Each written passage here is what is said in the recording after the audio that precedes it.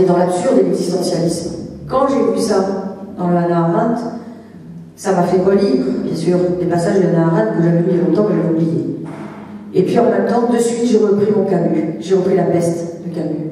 Parce que finalement, dans La Peste de Camus, il y a la banalisation du mal. Et notamment par un personnage qui moi, m'avait toujours époustouflé. Je sais pas vous, mais c'est le petit fonctionnaire de La Peste de Camus. Vous avez fait attention à ce petit bonhomme? Alors, attendez, je suis fonctionnaire moi-même, hein, qu'on ne pense pas que je suis en train de taper ou de tirer un boulet rouge sur tous les fonctionnaires et les fonctionnaires qui travaillent. Oui, pas. Il y a des fonctionnaires qui réfléchissent quand ils mettent en œuvre. Bon, après, il y a le banal fonctionnaire. Bon, il est cité comme, comment dire, élément particulier dans la littérature. Mais le petit fonctionnaire, pardon? Jean Moulin, oui, il y en a quelques-uns.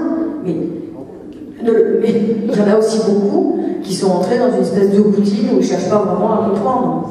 Bon, alors l'exemple que je vous donne. Donc c'est dans La Peste de Camus. Vous avez le petit fonctionnaire, entre guillemets, qui prend note à l'état civil, des naissances et des morts. Rappelez-vous dans l'ouvrage, au début, il prend bien les noms, premier prénom, deuxième prénom, etc. Et puis à un moment donné, puisque la peste est là, sous-entendu pour Camus, les Allemands ont envahi l'Europe, et puis bien entendu plus que l'Europe, eh bien la métaphore elle est criante, c'est-à-dire que le petit fonctionnaire, à un moment donné, dit oh là là, tous ces morts, il va falloir travailler davantage. Puis maintenant je suis débordé, hein, il y en a trop. Donc je ne mets plus le deuxième et le troisième prénom, hein, parce que je mets le nom, le prénom, date de naissance et date de mort, ça suffira pour reconnaître l'individu. Pas besoin de marquer que ça s'appelait Albert, Joseph et Fernand. Juste Albert, ça suffira. Donc on a un personnage qui petit à petit réduit sa mission parce qu'il y en a trop, parce qu'il doit finir à telle heure, parce qu'il doit remplir des registres, parce que, etc., etc., etc. Et le personnage central qui discute régulièrement avec lui, rappelez-vous, lui pose la question à un moment donné, mais alors vous n'aspiriez à rien? Si, mais j'étais mariée. Ah bon, vous étiez mariée? Oui, mais elle m'a quitté. Ah, elle vous a quitté. Et vous n'avez pas essayé de la récupérer, puisque visiblement ça a l'air de vous perturber. Ben, écoutez, je lui ai écrit 2 lettres. 2 belles lettres. Et alors, qu'est-ce qu'elle vous a répondu? Ah, mais je ne les ai pas envoyées. Elles sont toujours dans mon tiroir. Vous voyez? Là, c'est le côté, il n'y a pas d'ambition plus que ça. Il y a des morts en cascade, il devrait être éprouvé. Lui, il se dit, oh là là, quel boulot, on va simplifier. Hein. Vous voyez déjà la démarche, banalisation d'un geste. Et troisième moment, qui est extraordinaire, il lui dit, mais alors qu'est-ce que vous auriez aimé faire? Il dit, mais moi, j'aurais toujours aimé être écrivain. D'ailleurs, j'ai commencé un roman. Ah bon, vous avez commencé un roman? Oui, j'ai écrit la première phrase. Extraordinaire. Quelle est la première phrase?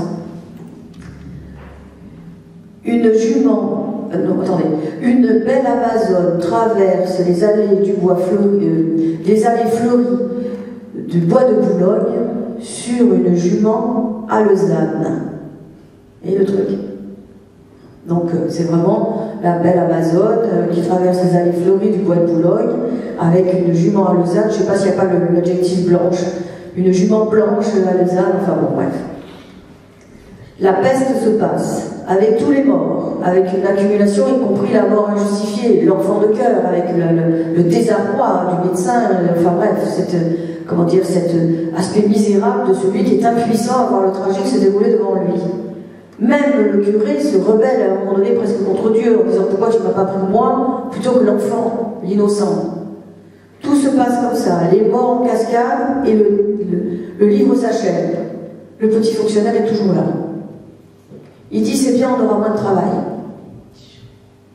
Et on lui demande, alors, qu'est-ce que vous allez faire maintenant? Je vais reprendre l'écriture. Il a l'air de dire, après tout ce qu'on vient de vivre, il faut absolument témoigner. Et là, on lui dit, alors, qu'est-ce que vous allez faire? Eh ben, j'ai simplement supprimé tous les adjectifs de ma première phrase. Genre, les adjectifs, ça ferait indécent. Donc ça devient, une Amazone traverse les allées du bois de Boulogne sur une jument. Le type, il a traversé la guerre, il a traversé la montée en puissance du nazisme, il a vu mourir des gens à la peine, mais comme il les a jamais vraiment vus, puisqu'il était dans un bureau, il n'était pas au contact des corps, il n'était pas allé soigner comme le médecin, il n'était pas le religieux qui essayait de faire un sermon en disant gardez l'espoir, il était celui qui notait de manière complètement, comment dire, désincarnée, des noms sur un registre, et son livre, à la fin, bah, oui, après tout, quand même, on ne va pas faire dans l'indécence, hein, on enlèvera tous les adjectifs. Voilà, ben ça, je le place presque à la hauteur ou à la côté du Eichmann qui est dénoncé pour ce côté absurde, vous voyez. On se rend plus compte, donc ça donne quelqu'un d'assez froid. Vous voyez, ou de distancié vis-à-vis de ce qui lui arrive. Vous voyez. Alors, l'existence, c'est ça. L'existence, on sait que exister, ça vient de exister, ça veut dire être jeté hors de. C'est pour ça que tout à l'heure, j'ai commencé un peu un début sur la philosophie pour dire on est jeté dans un monde qu'on ne comprend pas. Et comme on ne comprend pas, on essaie de poser, on va dire, des récits qui vont métaphoriquement raconter cosmogonie, mythologie. Mais quand on arrive à une histoire qui est celle du 18e, 19e, enfin fin 18e, début 19e et 20e siècle, on est quand même dans un autre degré. Entre-temps, il faut savoir qu'il y a eu Freud avec la psychanalyse, il y a eu Marx qui a critiqué aussi le religieux, il y a eu l'idée que beaucoup de valeurs se sont effondrées, et donc on entre dans une période où on veut croire davantage en l'homme. Mais cet homme, à un moment donné, dit on va quitter la béquille, comme nous dit notre ami Freud, va quitter cet opium du peuple, comme dit Marx, pour ne revenir qu'à lui-même. Donc plus de Dieu de Père, on vide le ciel de tout ce qu'il contient, qu'est-ce qui reste? Un homme à l'œuvre dans le monde, donc dans sa propre histoire. Pas de prédétermination, donc on ne peut pas dire c'est Dieu qui m'a fait comme ci ou comme ça, donc j'ai tout à faire par moi-même. Donc exister, c'est être jeté en dehors d'eux, dans un monde où tout va être à réaliser. Et quand je suis jeté dans le monde, quand je suis cette entité qui doit tout réaliser, ben je prends conscience aussi qu'il va falloir que je compte que sur moi-même, que cet être, ben rapidement il prend conscience aussi qu'il est un être pour la mort, parce que ça aussi c'est très rassurant. Si Dieu existe, il m'a préétabli, ça veut dire que même si je vais en enfer, il y a quelque chose qui continue après. S'il n'y a plus de Dieu, ni à l'origine, ni après, ça veut dire que je nais, je vis, je meurs. Point. Et ça, les hommes ont du mal avec ça. Ils veulent toujours, encore une dernière fête là-haut. Même si c'est pour être la victime d'un diablotin qui vous passerait à la rôtissoire en piquant les fesses avec la fourche pour savoir si la chair est cuite. On préfère envisager que ça continue, même si c'est dramatique, plutôt que de se dire, c'est fini, on a vécu, tout ce qu'on avait à faire, on avait à le faire au moment où nous vivions, et donc il fallait être tout à notre présent, c'est-à-dire un présent bien sûr déterminé par un passé, mais en même temps orienté, tendance, tension vers le devenir. Voilà.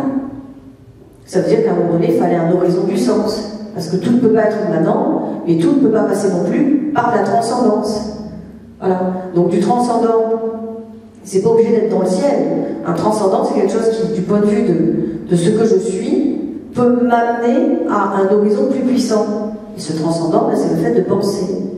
Le fait d'avoir la possibilité de penser, d'avoir un retour réflexif sur nos actes, et de pouvoir projeter dans nos actes du sens, donc de la signification, une orientation particulière, des choix ou des visées, mais ça suffit à rendre bonhomme, c'est Sisyphe.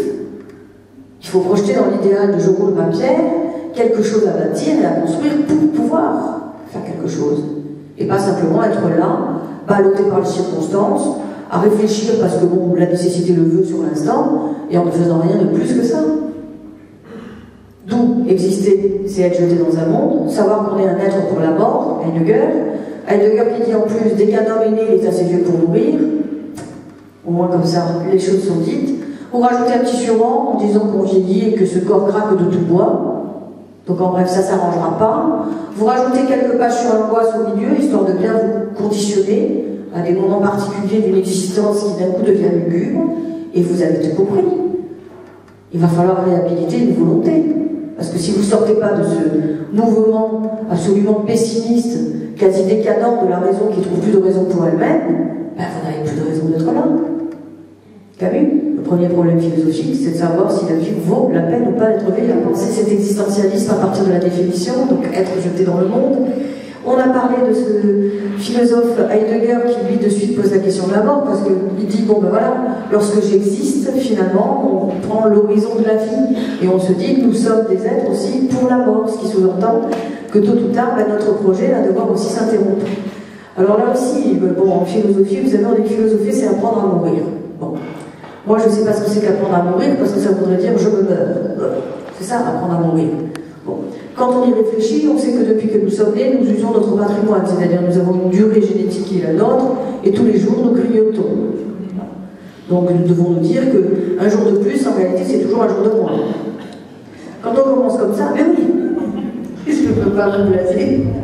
Mais quand on commence comme ça, c'est pas mal, parce qu'on se dit finalement, quand on arrive à l'âge que nous avons, et je me mets dedans bien entendu, ben ça y est, on a déjà fait un bon morceau, quoi. On se dit c'est pas mal, on peut déjà juger que tout est bien, c'est pas comme ceux qui sont déjà partis très tôt, très jeunes, qui n'ont pas eu la chance que nous avons eue de vivre de tous ces événements, même s'ils n'étaient pas toujours très heureux, et puis au contraire, ceux qui étaient absolument géniaux, ben on les garde et on est content de les avoir vécus.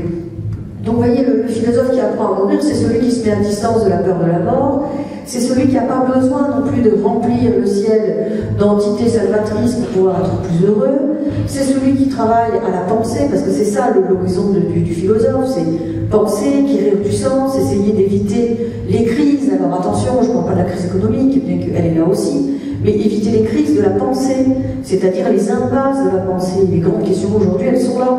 Quand on est dans l'existentialisme, c'est-à-dire dans une existence qui se donne dans son présent, ben quand on fait le bilan, on se dit on est quand même dans une société où on a peut-être un peu perdu la boussole, c'est-à-dire qu'on est sur des chemins et on ne sait pas trop vers quelle direction il faut s'orienter. C'est pas qu'on ne veut pas aller vers un but particulier, c'est pas qu'on ne veut pas aller vers un but particulier, c'est qu'on se rend compte qu'on n'arrive pas à trouver l'orientation qui serait la bonne. Donc vous regardez, dans l'art, on est capable de vous mettre à côté des œuvres complètement disparates, et donc on pourrait comparer des grands chanteurs à un chanteur de rap qui a fait une ou deux chansons ou un ou deux albums. Donc je ne dis pas que c'est pas bon, c'est pas prodigieux, mais bon, on ne peut pas tout mélanger non plus. Vous voyez, dans l'art c'est pareil, avec le contemporain, on veut mettre à côté du Van Gogh ou des auteurs qui font des choses qui sont plus de l'ordre de l'art, c'est de l'ordre de la provocation, c'est de l'ordre de la mise en scène, c'est de l'ordre d'une idée qui s'exprime, mais pas forcément de l'art au sens des beaux-arts, vous voyez.